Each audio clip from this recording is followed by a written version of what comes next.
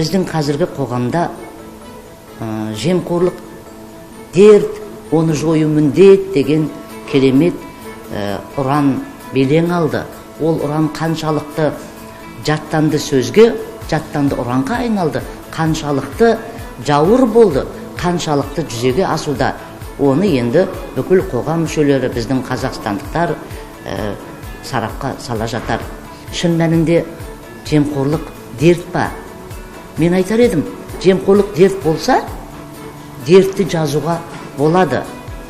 Сол жемқорлық, сол сыбайлас жемқорлық әдетке айналып кетпесе екен деймін. Біздің қазақтың сөзі бар емес пе? Атамыз қазақ айтады, ауру қалса да әдет қалмайды деп. Сондықтан егер дерт болатын болса, қоғам болып бұл дертпен күресе аламыз және оны емдеп жаза аламыз. Ал әдетке айналса, біздің қанымызға сіңіп кетсе, тұла бойымыздағы әдеттен арылуымыз қиын болады.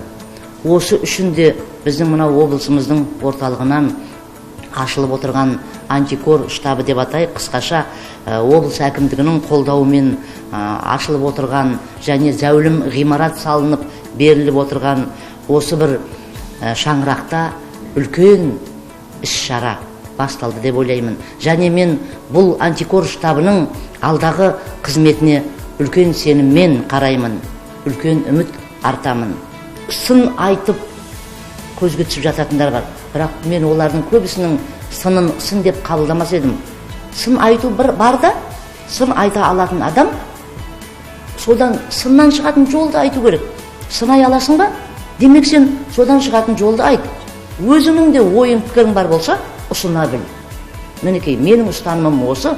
Әлеуметтік желі қолданушыларды да тек таза оймен және сынай білейік, сынай отырып, өз ой пікірімізді, өз идеяларымызды жоғарғы сана деңгейінен, тазалық, адалдық деңгейінен ұсына білейік, қоғамды солай тәрбиелейік дегім келеді.